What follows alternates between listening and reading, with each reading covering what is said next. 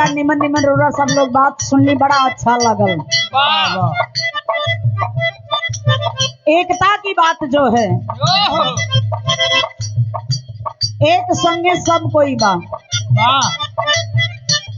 लेकिन सच्चाई का बा काहे का बा?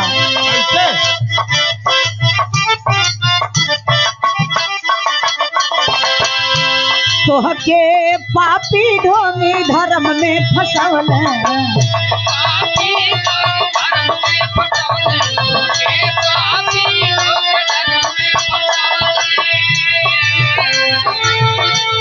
अरे जतिया या पतिया के, जतिया या पतिया के यदिया लगौल, जतिया या पतिया के यदिया लगौल, तोहरे पापी ढोंगी धर्म में फसवल।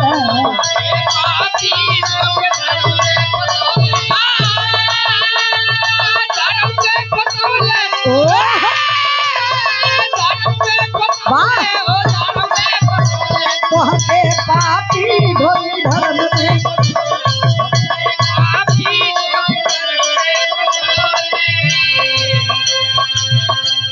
तोहके पापी ढोंगी धर्म में फसवले, जतिया या पतिया के अगिया लगवले। हम तो कहिला कि इंसान के केहू माई का लाल होखे, इंसान में देख के केहू इंसान के बता दो कि नहीं फलाना है बिरादर हो। यदि इंसान के कोई देख के बता दो जी जात पात के ओ फवा फैलौले बा, वो देख के बता दो कि फलाना कौना जात के होवन, लेकिन नहीं, में जात या पात का दुनियादारी का भेदभाव खई के हमनी के अलग अलग कर दिहलन। काहे के बा?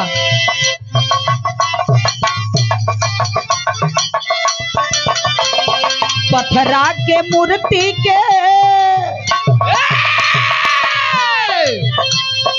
पत्थरा के मूर्ति के कह देवी देवता,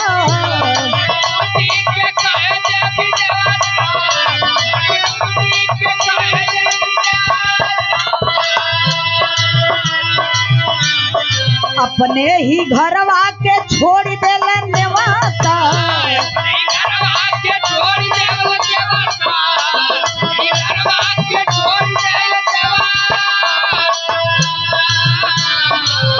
पत्थरा के देवी, पत्थरा के मूर्ति का कहे देवी देवता।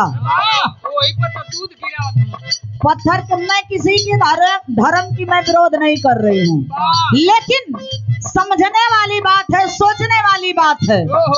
ये सोचा कि हमारे तमाम माता बहन लोग बाड़ीन, तमाम माता बहन लोग बाड़ीन, ये समय है कुछ समय में ले जाए के डिहारे बाबा के आ काली माई के लोग पूरी सोहारी चढ़ावे ली लोग।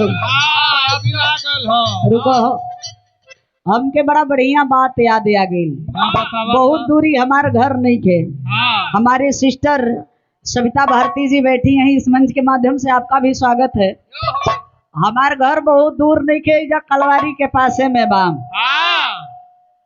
हमने की है। कुल माता बहन लोग इकट्ठे हो जाई हो, का करे खातिर कुल माता बहन लोग इकट्ठे हो जाई हो। ये समय है जब हल्का हल्का ठंडा पड़ेला, तो कुल जने इकट्ठे होके जाली लोग पूरी सोहारी चढ़ावे खातिर। पूरी सोहारी सच्चाई एकदम सच्चा घटना बताओ तनी। पूरी सोहारी हर साल चढ़ेला तोहरा गांव का ना? हाँ हो, तो दूसरा जगह का बात बताओ तनी। तो पूरी सोहारी हर साल चढ़ेला। घर का औरत एक दूठे मने जैसे जे कुछ लोग बांटे देले बड़े, जिसे पटीदार पटीदार हो गई बड़ो, 2-3 दया दिन तो हर एक घर से एक औरत जा करके जे बड़ बुजुर्ग रहेला जाए के चढ़ावेला लोग। अब 4 साल पहले का बात बताओ तनी, 4-5 साल हो गई, उहे लगभग कोरोना के समय का बात बताओ तनी। कोरोना के पहले का गई लोग पूरी सोहारी चढ़ावे खातिर। आ तो पूरी सोहारी चढ़ाई के जौन हो हाँ पूड़िया सोहरिया जब चढ़ावे जली तो छोट छोट लइको पीछे पीछे लागल चल जलो हाँ कि पूड़ी खाए खातिर मिली। वाह कुल लइका पीछे पीछे पीछे पीछे लागल चल गइलो। हाँ लगभग 15-20 ठे लइका। वाह ता ओने से जब पूड़ी सोहारी लोग चढ़ा भइली तो एक जना चाची रहली हाँ तो कहली कि ये बेटा हमके तनी समय लगी, हाँ दीदी आई जब बाड़ी तो हम इनके संग में आई बतनी तू हाई लेके कपारे पे रख ला या लेके घरे चला अबे हम आवतनी। अच्छा तो कल मम्मी हम लेके चल जाइब कुछ और रास्ता में करब ना न घर में जाइब न। हाँ तो प्रसाद ले ले बड़ा तब देखी हो मने अब रउरा सब लोग समझी प्रसाद ले ले बड़ा तो साफे साफे घरे पहुंचा दी हो। छोटे सा लइका रहल लगभग 10-12 साल का। अब वहां से लेके जब चलल हो डिवहारे बाबा की हंग से आवत आवत आधे रास्ता जब आयल तो कलस की मम्मी तो कहले बड़ी कि एकदम साफे सुथरा लेके जाए का बा लेकिन गड़बड़ होता है लेकिन बड़ा जोर से लघु शंका लागल बा ओके लहू शंका लागल बा। मम्मी कहले बड़ी साफ साफ पहुंचू के बाद तो हम करी का। एक मिनट एकरा बाद में वो छोट लइका बेचारा धीरे से अपन जो न की लहू शंका करे लगल मूड़ी तनी सा नीचे हो गई। आज मूड़ी तनी सा नीचे हो गई तो वही जो पूरी गिर गई 2-4 पूड़ी वही जो गिर गई। आज जब वही जब पूड़ी गिर गई तो वो लइका बेचारा चल दलस बड़ा टेंशन में। लेकिन जब ओहर से माता बहन लोग आवे लगली तो जितना जने आवो तड़ी कहो तड़ी कि आही दादा एजा जलो चढ़ल बा एजा पुड़ियो गिरल बा एकर मतलब एजा कोनो बाबा आ गइलो। आज तक रिकॉर्ड बा 5 साल हो गइल जब लोग लेके जाला लोग आ ओने से डिवहारे बाबा के पूरी सब्जी पूरी या सोहारी लोग चढ़ा के आवेला तब वहू जा 2 गिरावेला लोग कहेला कि लोग पुड़िया हवा बाबा यही जबान हो तो ऐसा स्थिति वाली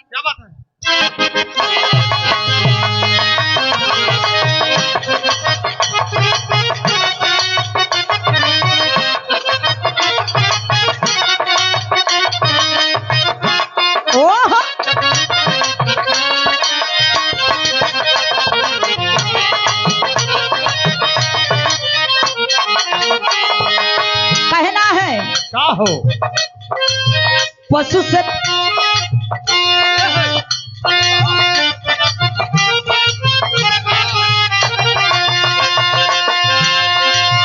कवि जी संकेत कर रहे हैं और पशु से बेकार राल बहुजन के जीवन और पशु से बेकार रहल बहुजन के जीवन।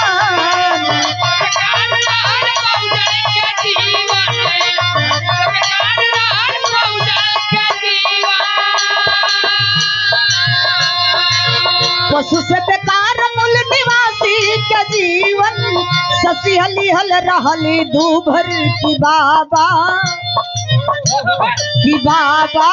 लिहल बचाए अम्बेडकर की बाबा।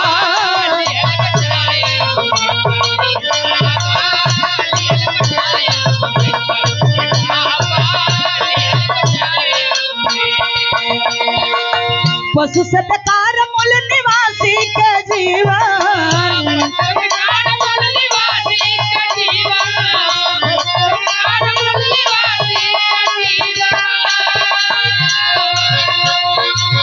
पशु से बेकार मूल निवासी के जीवन ससिया लिहल रहली दूभर की बाबा लिहल बचाए अम्बेडकर की बाबा।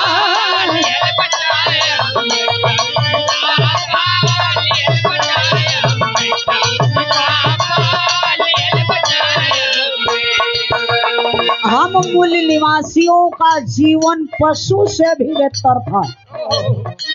पशु से भी बेहतर हम लोगों की जिंदगी थी।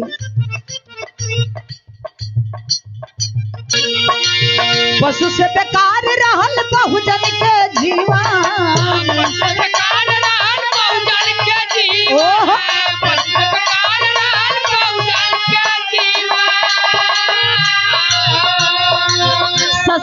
रहल रहली दू घर की बाबा लिहल बचाई अम्बेडकर की बाबा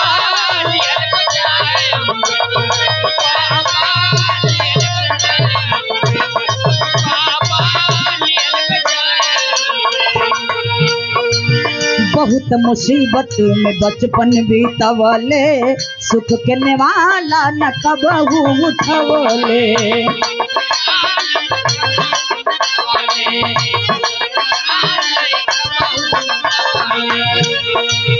काची उमरिया में मरली मतरिया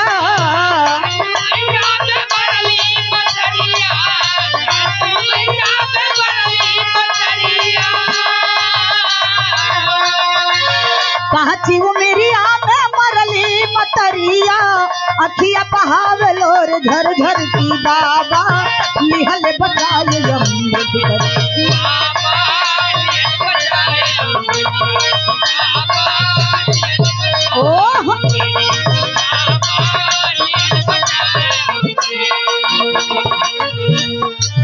छोट बड़ा ऊंच नीच हर भेद भाव के पैल किनारे भव के कश्ती के नाव के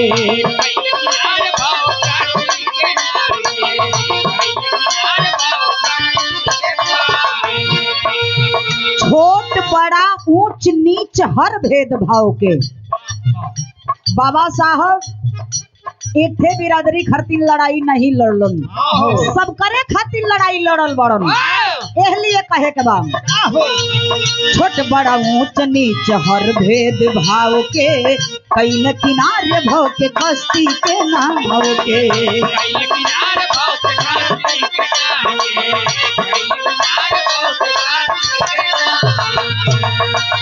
गहिली भी समता और आ गईली समता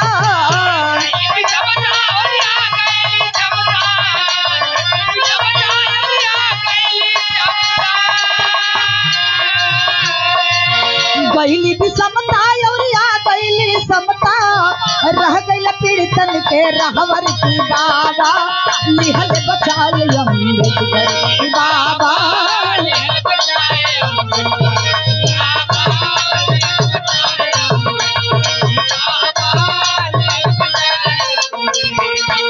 बाबा साहब हर बिरादरियों के लिए लड़ाई लड़े लेकिन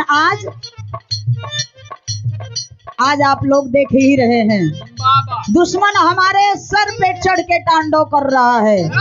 साथियों हम लोगों को सोचने की हम लोग यदि सोचेंगे नहीं बान में राम साहब के रास्ते पे चलेंगे नहीं तो आने वाले समय में एकदम खतरा के घंटी बजत बा ओमे देरी ना हुई ए लिए कहे के बा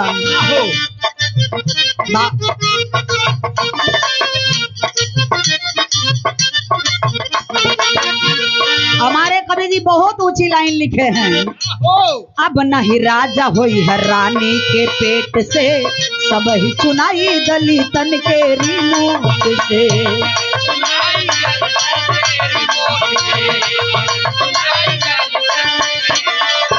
अब नहीं राजा हुई है रानी के पेट से ये बहुत बड़ी बात है।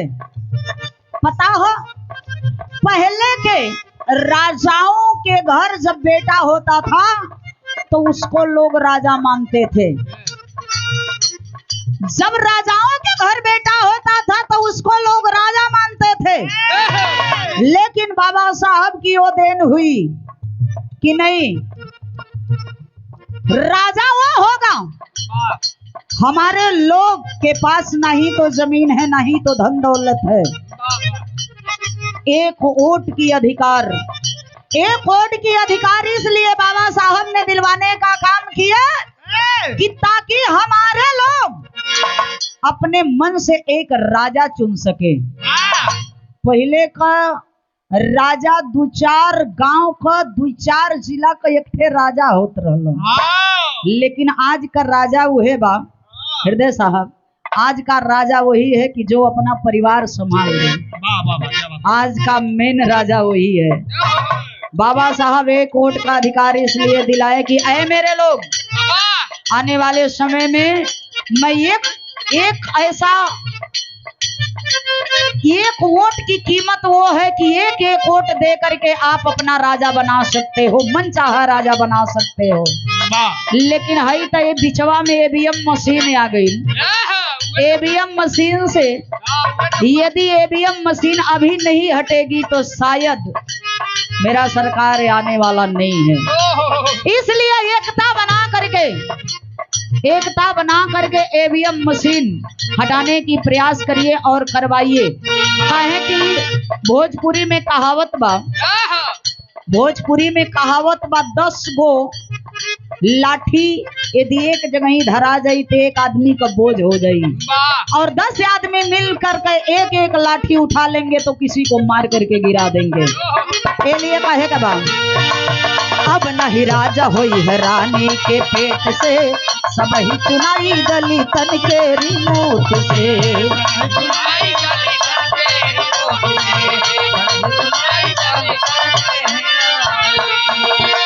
छुअत बयाज सब ससितन के पौआ,